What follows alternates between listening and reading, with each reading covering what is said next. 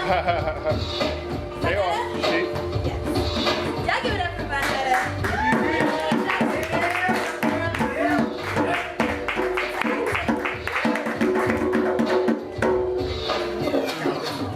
I feel like shouting.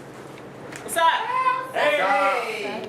Give me Sans mic tonight because I had a lot of things on my mind, and I was kind of like, what am I going to read? And I wasn't sure, and then I was talking to my girlfriend, I was just like venting about some stuff, and she was just like, you should read that poem where you was talking about, and I was like, yeah, that's right, I'm going to do that. So anyway, this poem called The Older I Get.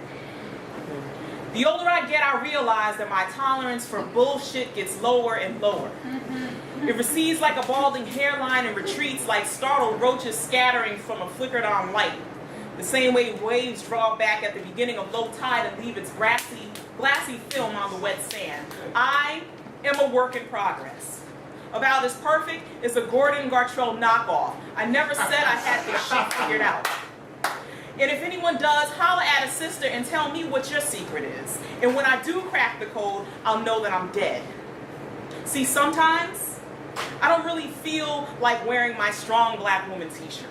It gets a little funky and I want to rip it off and throw it in the wash, cleanse it with scalding hot water and detergent, and repeat the process over and over so that the logo on the front gets cracked and faded because it's a little sweaty.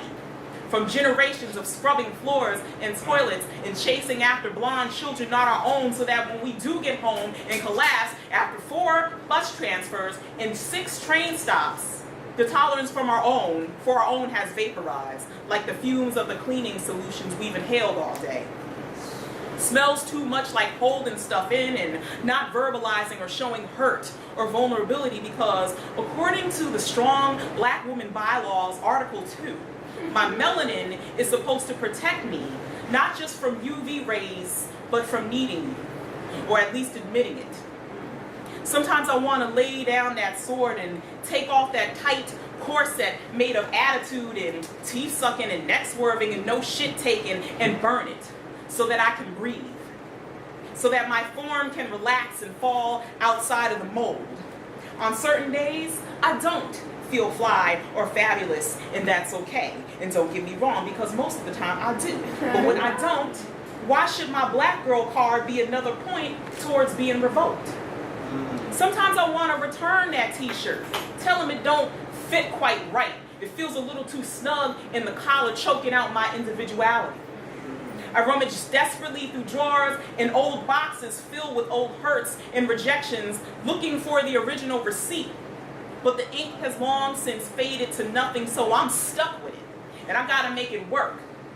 And instead I take scissors to it, altering, cutting, stretching, pulling until it feels a little better to me. Making it my own and not what others have put on my back. Sometimes I'm tempted to break Strong Black Woman rule number 27, which states that our tears are never to see the light of day or reach the brown roundness of our cheeks. Instead, we're supposed to keep them locked away so that the salt can erode our souls and eat away at our spirits. I want to rest and retire my aching feet from running the race, constantly pushing myself to keep up with everyone else's standards. I'm about to take a break and guzzle my water with one hand and the middle finger on the other pointed high and mighty, and then change my course. And instead I'm going to run from all the stereotypes you try to hold on me. Trashing my resume because of my unique name. Calling me white girl because I let my verbs and pronouns go unharmed. Viewing me as a freak show because I postponed motherhood until marriage in my 30s. Clutching your purse around me when my bank account has more zeros than yours. Judging my authenticity by my complexion, my address, the number of degrees I have, the number of parents in my childhood household, and other shit I don't have any control over or don't need to explain or apologize for.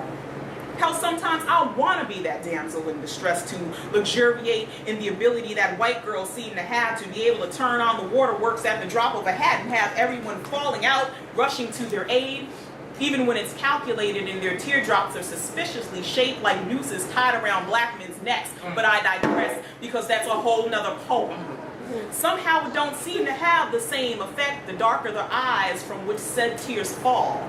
the response is more like, what's she bitching about? Get your black ass back to work. But even if we wanted to, do we even remember how to be vulnerable? Or has that memory been wiped away by generations of not having the luxury to outwardly mourn? Husbands and children being sold away, bodies being violated, wombs being abused and used as assembly lines, and the pain of backs forever twisted from bending over to pick white fluffy stuff that would build the same nation that still calls us refugees. This is bigger than me, bigger than you, yet it is about me and you just being seen as ourselves.